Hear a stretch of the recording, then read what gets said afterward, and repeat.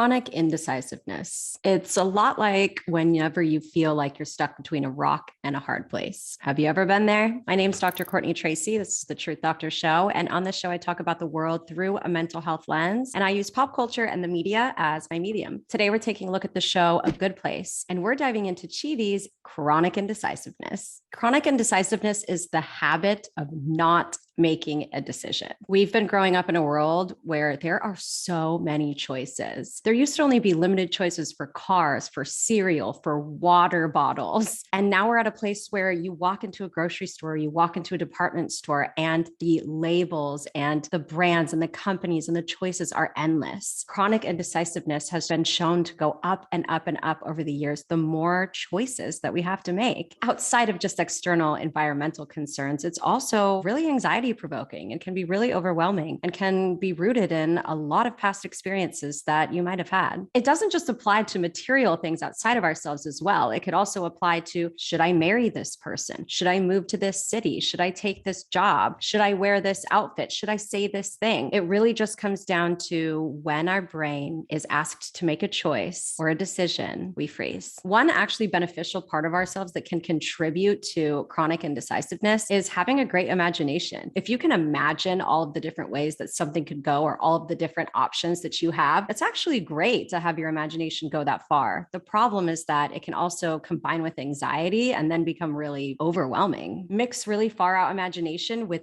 really severe overthinking, and you may be in for a disaster. Let's take a look at this example. Here we've got your soulmate options. Eleanor, real Eleanor, and a theoretical third person. Let's call her Strawberry Mango Twist. Okay, close your eyes. Think about each of the women. Open your eyes. The answer is real Eleanor. How do you know? I don't. But the minute I said that, you knew instinctively whether it felt right. Well, hang on. Let me think about that. No! So far, what we see in this clip is that Chidi is trying to get help for his indecision, or someone's trying to help him with his indecision. And what he says is he makes a choice for Chidi. And then right there, he says, well, I don't know if it's the right choice, but I made a choice. And now you have an opinion about it, to sort of lead him towards making the choice for himself. We often do know what we want, but we become debilitated by the fact that we might be wrong. And that's sort of where the overthinking comes into play. And you can see right after he says, well, let me think about this. And the response is, no. I've done this before with my clients as well. I've said, okay, I'm going to flip a coin. On the heads is going to be one decision, and on the tails is going to be another decision. Okay, now I'm flipping it in the air. Which one are you hoping that it lands on? When we reach a more crucial point, or someone else is going to make the decision for us, or that critical point happens where we have to make a choice, we often end up making the one that we would have chosen in the very beginning without all of the indecisiveness in the first place. No more thinking, Chidi. Just do something. Indecision caused you so much agony in your life, right up to the very end. I had a little trouble writing my speech. I wrote 11 different versions. Wedding's in 20 minutes, buddy. Oh, boy. You can see that he's pacing. You can see the anxiety. They have sweat on him. He's pacing back and forth. He's talking about all these different options that could happen when it comes to him giving his speech. You can see how much actual physiological anxiety resides in someone when they're dealing with chronic indecisiveness. Oh, boy. I mean, these run about 55 minutes apiece. I'm really hot. Is this air conditioner even working? Yes, it is. Pay attention to how he just hit that air conditioner, because that's going to come up a little bit later in this video. I'm sorry. You were right. This is too much for me. You should just leave me here and go get married. Yeah, here's the thing, bud. My wedding isn't for another month. This was a test to see if you could handle being my best man. And just as I predicted, you failed. Miserably. Oh, no. In the beginning of me watching that scene, I was a little bit like, oh, this is not a very nice thing to do to somebody that you want to be your best man. However, at the same time, I love when he says, it's okay. I know how to handle this, basically. Like, this was me trying to prep because I want it to be you. I want you to be my best man. And I'm willing to work with you to find a way to make it possible. You can also see here that Chidi, his chronic indecisiveness really comes from caring about other people, caring about making the right choice for himself or for the people around him. He says something about being concerned about the jeweler's labor practices when it came to getting a ring. And I think that that's important to remember, is that anxiety in itself comes from feeling like we may not be safe, or that we may be uncomfortable, or that something bad emotionally, psychologically, mentally, physically, environmentally, interpersonally may happen to us or to somebody that we love. So it doesn't come from a bad place, this chronic indecisiveness. It comes from a place of caring so much, and perhaps a lack of trust to a degree, that you can make the right choice, or that somebody out there is looking out for you. 30 minutes, Chidi? We've been trying to pick a bar for 30 minutes. It is literally impossible to be your friend. You're incapable of making a single decision. Look, I know I can be indecisive, but what's the harm in taking a few extra minutes to find the perfect... One of the negative side effects of chronic indecisiveness can be actually not making a decision that could save your life. For example, I have had clients who have dealt with chronic indecisiveness, and they can't decide what the best move would be to make to avoid a car accident, and they end up getting in that car accident instead. Chronic indecisiveness, along with so many other mental conditions, and this isn't really a condition, it's more of just like this experience that we have as human beings that have the cognitive ability to think, is it can really put us in situations where we're trying so hard to make the right decision, and it ends up putting us in the wrong place at the wrong time. I'm sorry, but this is an important moment in our On your right, Ty! Jeez, watch it, man! Ah! Oh my God, are you okay? That is right where I was standing. I was frozen here, unable to make a simple decision, and I almost got crushed by an air conditioner. This is a sign. So as we can see here, what actually ended up happening was a biker went by, Chidi took a step back, and now he's getting to a point where he's actually able to realize what I just explained to you. I shouldn't be using air conditioners. The Freon is awful for the environment. That's the lesson you take from this? Chidi, your brain is broken. Your brain is not broken. If you do deal with chronic indecisiveness or any mental health condition, your brain is not broken. Actually, your brain is working very well. Your brain is working to a place where it's trying to keep you safe, it's trying to keep the people safe around you. And that means that your brain is working. It's not broken. The problem is that it's not working for you. It's certainly working for it and its motives, but it's not working for you. You're capable of analyzing, well, Chidi's not actually capable of analyzing this yet, but the people around him are, that this isn't working. He's got to get to a place where he can start to make decisions so that he can start to move forward in his life, and so that the people around him can start moving forward too. So, in a nutshell, I have a 3,600-page thesis that I am nowhere near finishing. I am absolutely paralyzed by decision-making, and it is destroying my life. Yeah, I sort of got that when you couldn't choose a chair to sit on. He summarizes his presenting problem pretty well. He is paralyzed by decision-making, and it is destroying his life. Well, I didn't want to offend you in case you had a favorite. See, he cares about her and what she Here. prefers. You don't know me at all, but is there any way to tell if my indecision is due to a brain thing? This is your hippocampus. It regulates memory. Yours looks great. Very strong. Gorgeous hippocampus here. This is your ventromedial prefrontal cortex, the center of decision making. This is where the magic happens. The point is, at first glance, your brain is very healthy.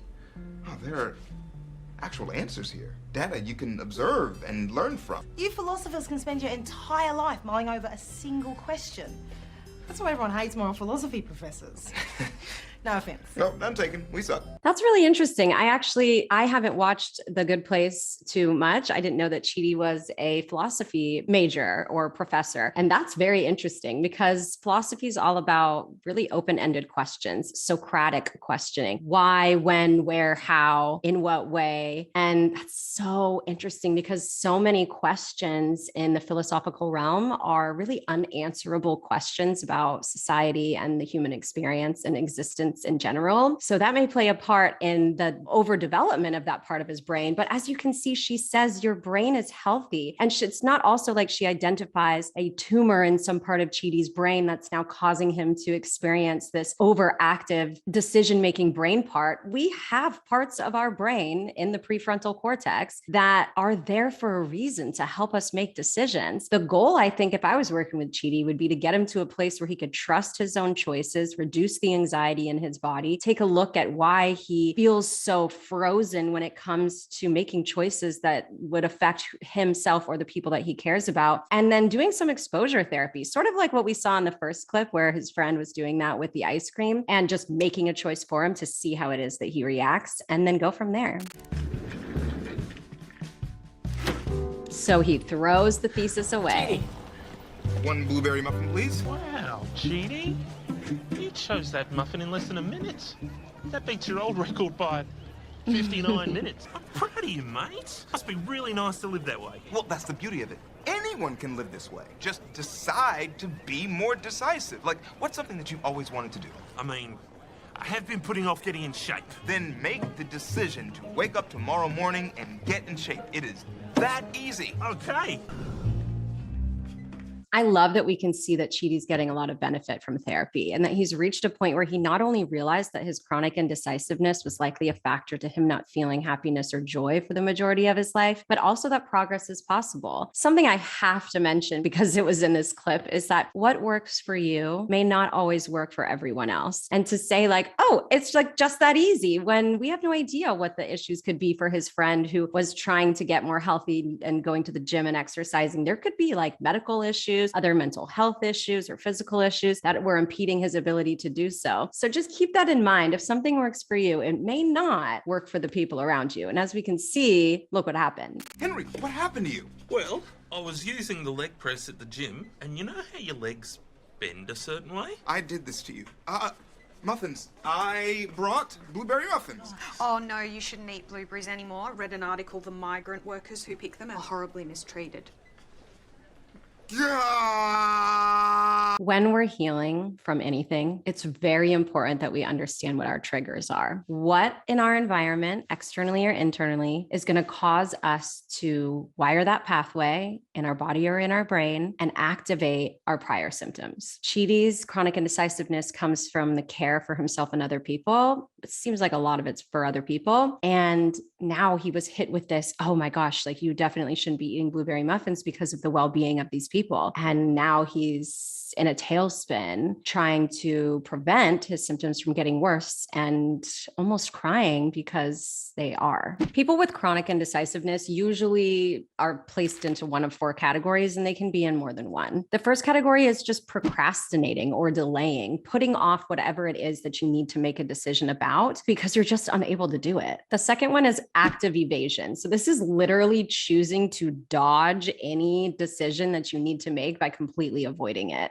intentionally and just pretending that you don't even have a decision to be making. The next one is just forgetting, but very convenient forgetting, where our brain gets in the habit of letting go of things, thoughts, situations, or decisions that we need to make that may cause us stress or anxiety. So it just decides for us unconsciously, nope, I'm going to forget about that. And we don't even really notice it until it becomes a chronic pattern of chronic indecision making. And the last one is escape clause decisions. So this is like, sure, I'm going to make this decision, but if I change my mind, I'm just going to go and do something else. It's very inconsistent. And it for the most part, it lacks a committed choice that may make the person feel better because they are so consumed with anxiety that they may have made the wrong decision, that they won't make decisions that have to be set in stone. Whether people are chronically indecisive because they have analysis paralysis, or they just want to avoid making the wrong choice, or they want to avoid potential risks for themselves or other people, chronic indecisiveness can be treated. We have to be really careful when it comes to chronic indecisiveness because allowing our brain to develop a pattern where we are just constantly going back and forth and waiting for that right decision or that perfect decision or the one that's going to cause the least amount of harm can eventually lead us down a pathway to experiencing obsessive compulsive disorders, anxiety disorders, or obsessive compulsive personality disorder. So what do you do if you experience chronic indecisiveness? Here's 4 tips that I think might be helpful. The first one would be to acknowledge the outcomes of your chronic indecisiveness. As you can see, when Chidi was finally able to come to the acknowledgement